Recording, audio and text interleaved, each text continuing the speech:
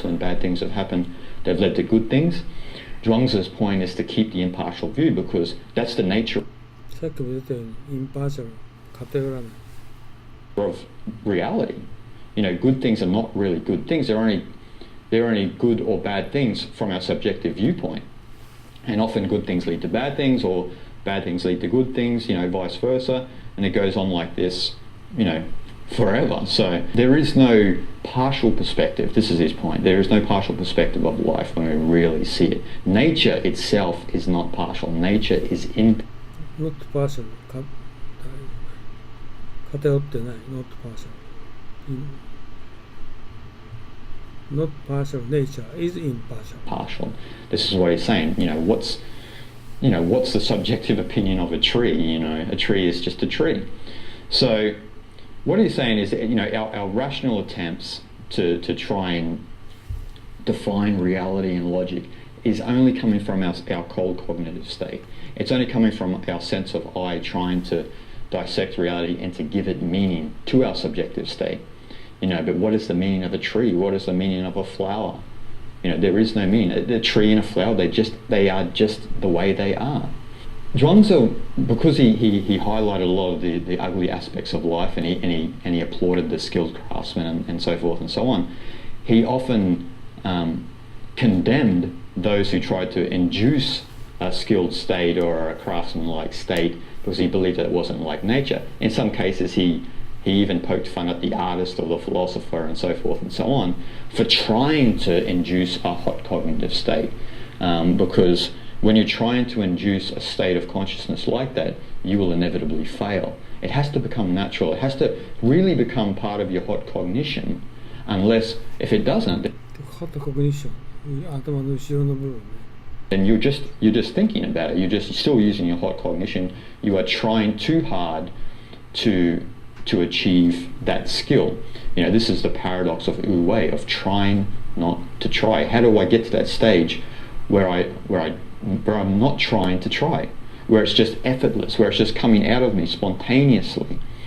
And this is the point of Zhuang, naturalness, spontaneous. Zhuang って自然中国語ね Spontaneity of itself. How do I be like that in my life? How do I achieve those results? So the ultimate method of achieving this Wu-Wei state, this naturalness, this skill of the craftsman, is in one of the passages in the Zhuangzi text.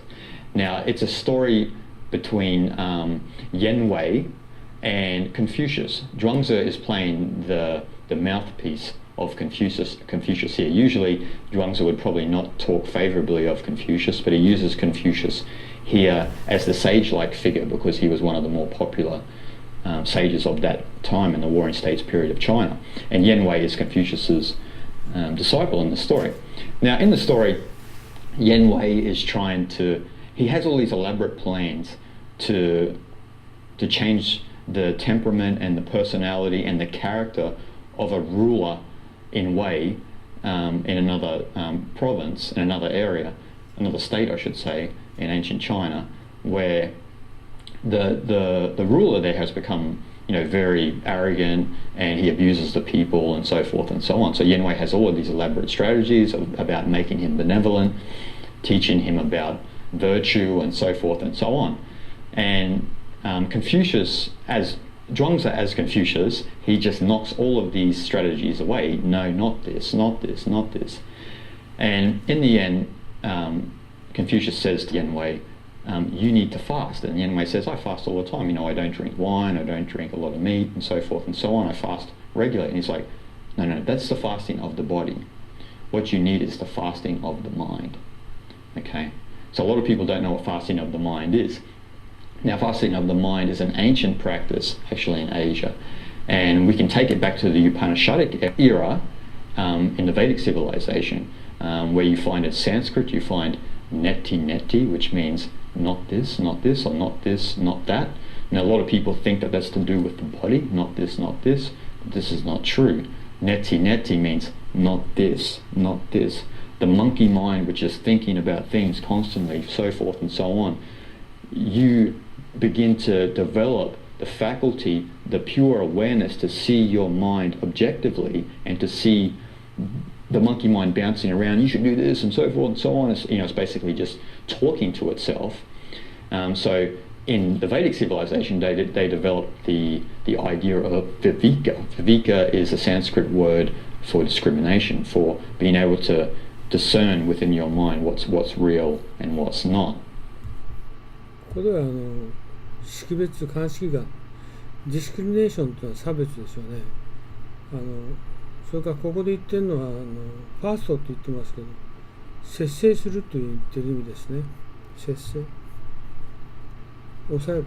Basically, the monkey mind is always jumping around. So when you develop this faculty, this neti ability to say not this, not this, you're beginning to fast the mind. If you practice this sincerely for a long time, this actually became the Advaita Vedanta tradition in India, which you still see in India, and you see sages such as Ramana Maharishi, who had practiced this self-inquiry his whole life, not this, not this. And you also see this in Buddhism, this fasting the mind aspect, this practice, and it goes way back, and we see it in the Vipassana tradition. And リシーディングっていうのはですね、断食、パーソン、聖職者の断食。リシーディング、パーソン。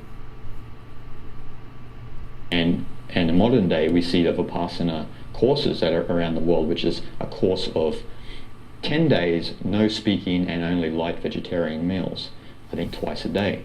And it's a lot of meditation. So basically what you're doing is you're completely fasting the mind. You're not giving it any stimulation, and you're coming right back down into the center. Any stimulations, 刺激。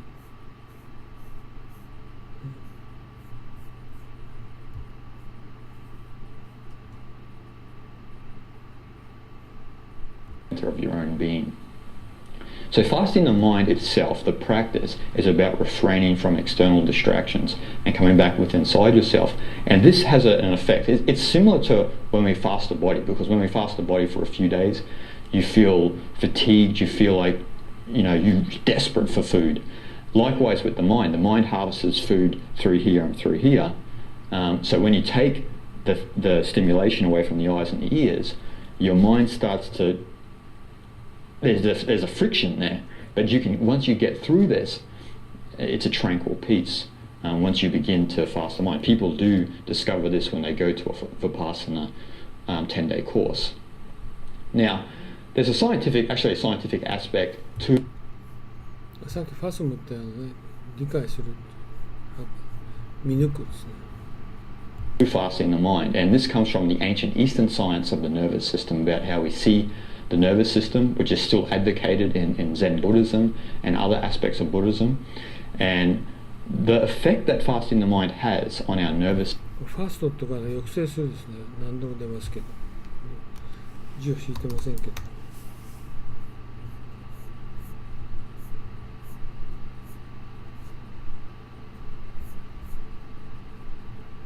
こうですね。ファースト、断食する。ファーストインマインド、心をファーストインマインドってこうなんていうのかな、やっぱり抑制するっていうんだと思いますけどね。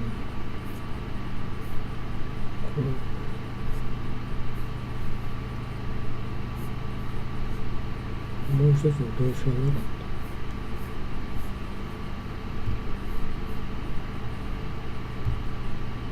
System according to the East is we get out of what we call the sympathetic nervous system, which is the sympathetic nervous system is the part of our nervous system that is sympathetic nervous system, 交感神経ですね。 always in action.